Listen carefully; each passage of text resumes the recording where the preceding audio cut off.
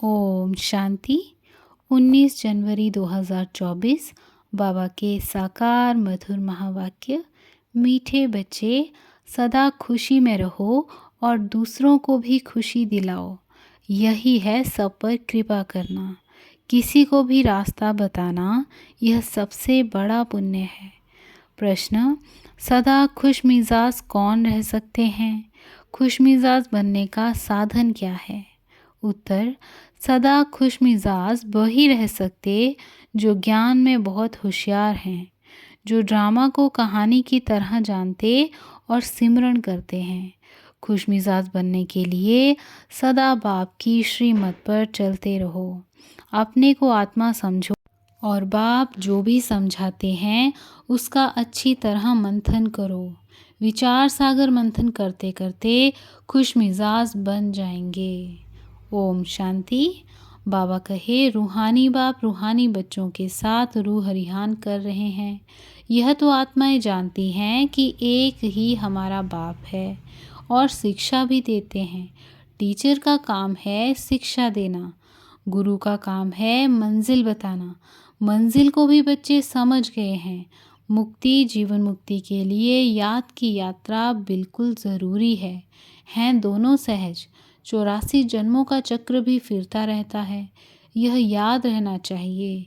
अभी हमारा 84 का चक्र पूरा हुआ है, अब वापस जाना है। परंतु पाप आत्माएं मुक्ति जीवन मुक्ति में वापस जा नहीं सकती। ऐसे ऐसे विचार सागर मंथन करना है। जो करेंगे सो पाएंगे। खुशी में भी वही आएंगे और दूसरों को भी खुशी में वही लाएंगे। औरों पर भी कृपा करनी है, रास्ता बताने की। तुम बच्चे जानते हो यह पुरुषोत्तम संगम युग है। यह भी कोई को याद रहता है, कोई को नहीं, भूल जाता है। यह भी याद रहे तो खुशी का पारा चढ़ा रहे। बाप टीचर गुरु के रूप में याद रहे तो भी खुशी का पारा चढ़ा रहे। परंतु चलते चलते कुछ रौला पड़ जाता है। जैसे पहाड़ों पर नीचे ऊपर चढ़ना होता है, वैसे बच्चों की अवस्था भी ऐसी होती है।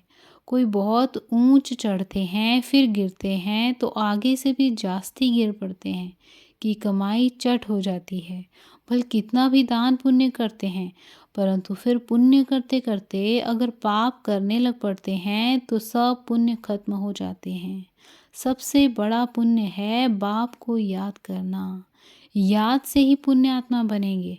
अगर संग के रंग से भूल ही भूल करते जाएं तो आगे से भी जास्ती नीचे गिर जाते। फिर वह खाता जमा नहीं रहेगा, ना हो जाएगा, माना घाटा हो जाएगा। पाप का काम करने से ना हो जाता, बहुत पाप का खाता चढ़ जाता है। मुरादी संभाली जाती है ना। बाप भी कहते हैं तुम्हारा खाता पुण्य का था, पाप करने से वह 100 गुना हो जाता है और ही घाटे में आ जाएगा। पाप भी कोई बहुत बड़ा कोई हल्का होता है। काम है बहुत कड़ा, क्रोध है सेकंड नंबर, लोभ उनसे कम। सबसे जास्ती काम वश होने से जो जमा हुआ वह ना हो जाता है। फायदे के बदले नुकसान हो जाता है। सतगुरु का निंदक ठौर ना पाए। बाप का बनकर फिर छोड़ देते हैं। क्या कारण हुआ? अक्सर करके काम की चोट लगती है। यह है कड़ा दुश्मन, उनका ही बुत बनाकर चलाते हैं। क्रोध लोभ का बुत नहीं बनाएंगे। काम पर ही पूरी जीत पानी है, तब जगत जीत बनेंगे। बुलाते भी हैं, हम जो रावण राज्य में पतित बने हैं हमको आकर पावन बनाओ। गाते तो सब हैं पतित पावन। हे पतितों को पावन बनाने वाले, सीताओं के राम आओ। परंतु अर्थ नहीं समझते हैं। यह भी जानते हैं बाप जरूर नई दुनिया स्थापन करने आएंगे, परंतु बहुत टाइम देने से घोर अंधियारा हो गया है। ज्ञान और अज्ञान है ना। अज्ञान है भक्ति, जिसकी पूजा करते उनको जानते नहीं तो उनके पास पहुँचेंगे कैसे? इसलिए दान पुण्य आदि निष्फल हो जाता है। करके कुछ अल्पकाल के लिए कागविष्टा के समान सुख मिलता है, बाकी तो दुख ही दुख है। अब बाप कहते हैं माम एकम याद करो तो तुम्हारे सब दुख दूर हो जाएंगे। अब देखना है हम कितना याद करते हैं। जो पुराना खत्म हो नया जमा हो। कोई तो कुछ भी जमा नहीं करते। सारा मदार है याद पर। याद बिगर पाप कैसे मिटे अथवा कटे। पाप तो बहुत हैं, जन्म जन्मांतर के हैं। इस जन्म की जीवन कहानी सुनाने से कोई जन्म जन्मांतर के पाप कट नहीं जाएंगे। सिर्फ इस जन्म की हल्काई हो जाती है। बाकी तो मेहनत बहुत करनी है। इतने जन्मों का जो हिसाब किताब है वो योग से ही चुकता होने वाला है। विचार करना चाहिए कि हमारा योग कितना है। हमारा जन्म सतयुग के आदि में हो सकेगा। जो बहुत पुरुषार्थ करेंगे वही सतयुग के आदि में जन्म लेंगे। वह छिपे नहीं रह सकते। सब तो सतयुग में नहीं आएंगे। पिछाड़ी में जाकर थोड़ा पद पाते हैं। अगर पहले आते भी हैं तो नौकरी करते हैं। यह तो कॉमन बात है समझने की। इसलिए बाप को बहुत याद करना है। तुम जानते हो हम नई दुनिया के लिए विश्व का मालिक बनने आए हैं। जो याद करेंगे उनको ज़रूर खुशी रहेगी। अगर राजा बनना है तो प्रजा भी बनानी पड़े। नहीं तो कैसे समझेंगे कि हम राजा बनने वाले हैं। जो सेंटर खोलते हैं सर्विस करते हैं उनकी भी कमाई होती है। उनको भी बहुत फ़ायदा मिलता है। उनको भी अजूरा मिल जाता है। कोई 3-4 सेंटर भी खोलते हैं ना। जो जो करते हैं उनका हिस्सा तो आता है ना। मिलकर माया के दुख का छप्पर उठाते हैं तो इसमें कंधा सब देते हैं तो सबको उजूरा मिलता है। जो बहुतों को रास्ता बताते हैं जितनी मेहनत करते हैं उतना ऊंच पद पाते हैं। उनको खुशी बहुत होती है। दिल जानती है हमने कितनों को रास्ता बताया है, कितनों का उद्धार किया है। सब कुछ करने का समय तो यही है। खान पान तो सबको मिलता ही है। कोई तो कुछ भी काम नहीं करते हैं। जैसे मम्मा ने कितनी सर्विस की। सर्विस से उनका बहुत कल्याण हो गया। इसमें भी सर्विस बहुत चाहिए। योग की भी सर्विस है ना। कितने डीप डायरेक्शन मिलते रहते हैं। अभी तो आगे चलकर क्या क्या पॉइंट्स निकलेंगी। दिन प्रतिदिन उन्नति होती जाएगी। नई नई पॉइंट्स निकलेंगी। जो सर्विस में तत्पर रहते हैं वे झट पकड़ लेते हैं। जो सर्विस नहीं करते उनकी बुद्धि में कुछ बैठेगा नहीं।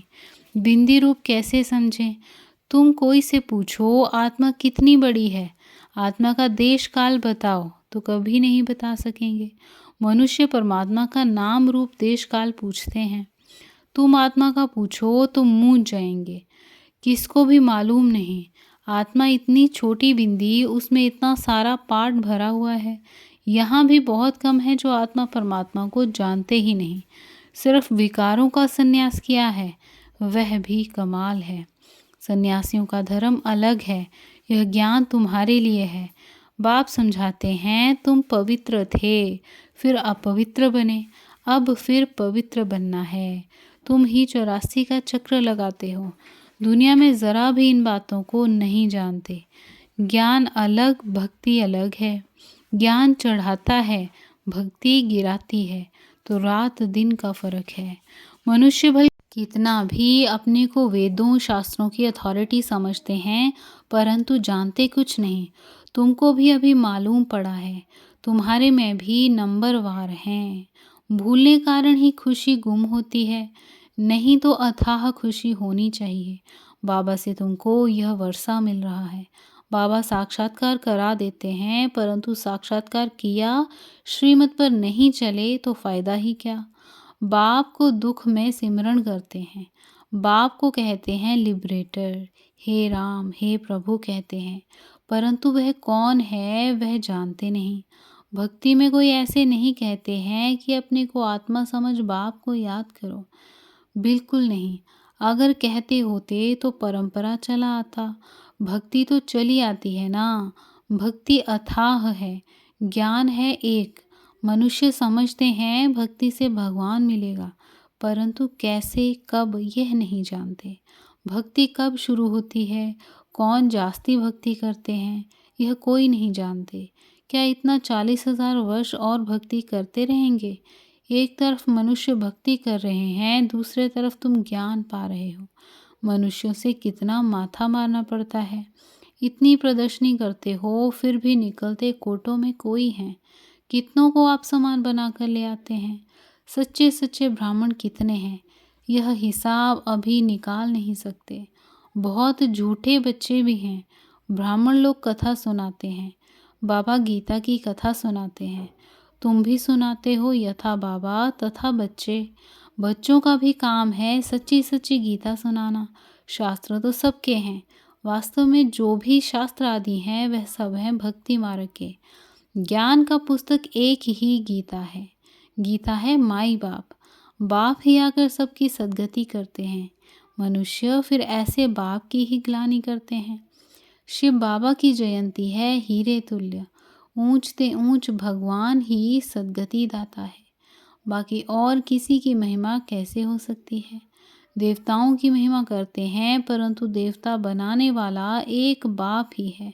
हमारा कंस्ट्रक्शन भी होता है तो डिस्ट्रक्शन भी होता है।